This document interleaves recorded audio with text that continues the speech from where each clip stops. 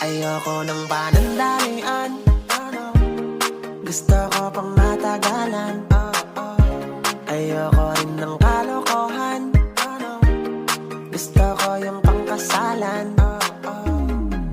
Kaya ikaw, oo ikaw, ingatan mo ako.